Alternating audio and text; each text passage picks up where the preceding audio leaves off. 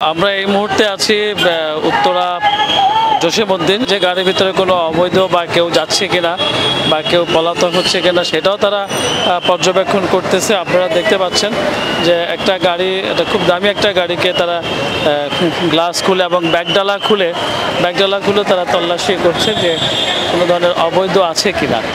তো দর্শক, এখানকার সকল ছাত্রছাত্রীরা তারা অনুমতি পাক্ষে অনুমতি নিয়েই কিন্তু তাদের গাড়িগুলো চেক করতেছে। এর আগে যেটা আমরা শুনেছি গাড়ি থেকে অনেক কিছু পাওয়া গেছে।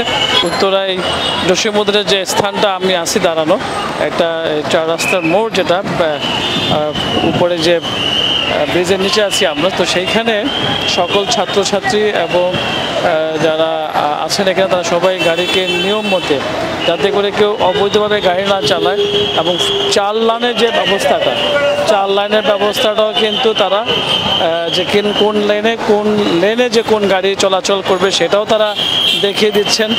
এবং যখন তখন যেখানে সেখানে গাড়ি থামানো যাবে না, সেই ব্যাপারটাও তারা নিশ্চিত করছেন যে গাড়িটা এভাবে চালাবেন, এই পথ দিয়ে যাবে।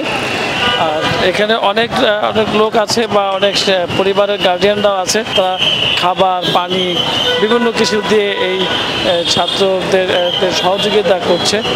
দেখতে আসলে খুব ভালো। যেখানে এইখানে অন্যান্য সময় যে পরিমাণ ট্রাফিক জ্যাম থাকে, বাসগুলো মাঝপথে দাঁড়িয়ে তার করে ফেলে, কিন্তু গাড়ি কিন্তু বড় যে গণপরিবহন, সেই গণপরিবহন কিন্তু যেখানে সেখানে তারা গাড়ি ব্রেক করতেছে না।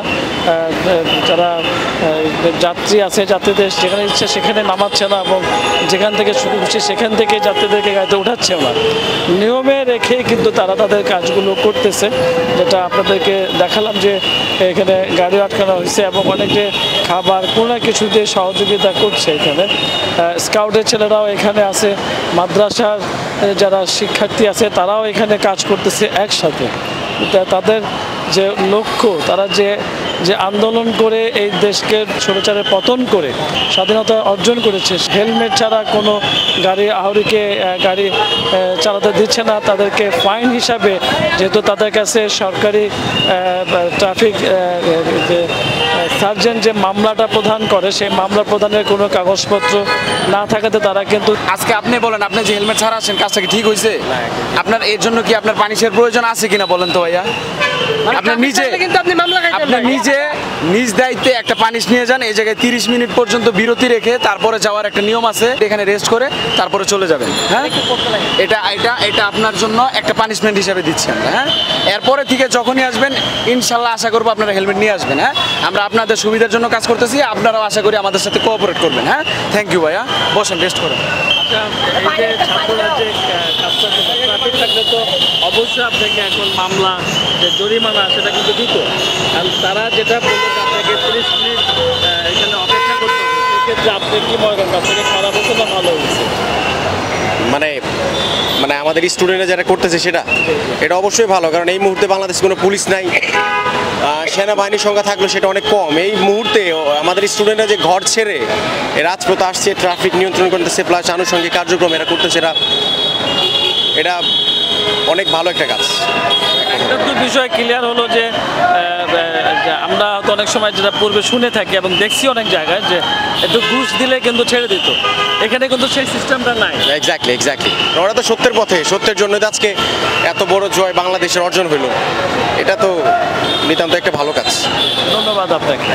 দর্শক, আপনারা শুনলেন যে এখানে একজন মোটরসাইকেল চালক, তাকে যখন গাড়িটা আটকানোর পরে তাকে ফাইন হিসাবে তাকে একটা কাগজ ধরিয়ে দিল যে আপনি 30 মিনিট ফাইন করেছেন। সেখানে লেখা দেখলাম যে দুঃখিত, আপনাকে রাস্তায় আটকানোর জন্য, কিন্তু আপনার জীবন বাঁচানোর জন্য আপনাকে হেলমেট পরিধান করতে হবে। এই বিষয়টা খুব ভালো লাগলো।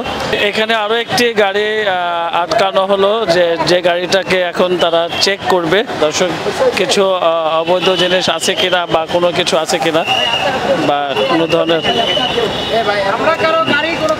প্রশাসন ছাড়া চেক করতেছি না আপাতত, প্রত্যেকের গাড়ি তার নিজ নিজ দায়িত্বে চেক করতেছি, কারণ তার গাড়িতে যদি অনেক ইম্পর্টেন্ট কিছু থেকে থাকে সেটার দায়িত্ব আমরা নিতে পারবো না, তাই তাদের গাড়ি তাদেরকে দিয়ে খোলাচ্ছি আমরা। এই গাড়িগুলো চেক করার কারণ এটার কারণ হচ্ছে গতকালকে আমাদেরই মতো সাধারণ ছাত্রছাত্রীরা হাউস বিল্ডিং এ একটা গাড়িতে অনেক টাকা পাইছে, সেটা সেনাবাহিনীর কাছে হস্তান্তর করা হয়েছে অলরেডি।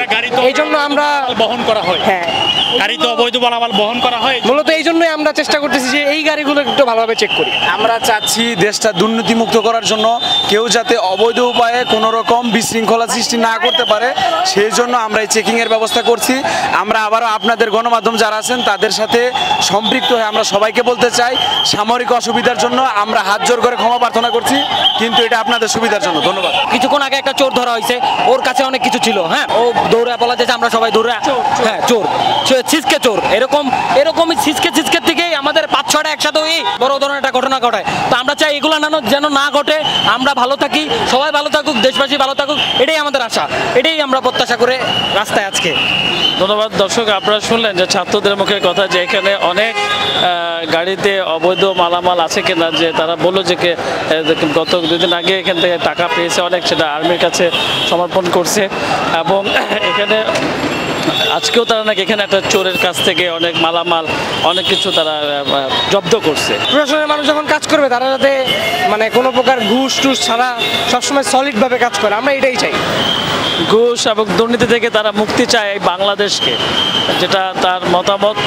এবং এখানে তারা অনেক গার্ডিয়ান আন্টি আপু তারা তাদেরকে খাবার টাবার দিয়ে বিভিন্নভাবে তাদেরকে সহযোগিতা করছে। আমার সাথে ক্যামেরা আছে SK মামুন, আমি শুভম শেখ, জসিমউদ্দিন, উত্তরা, ঢাকা।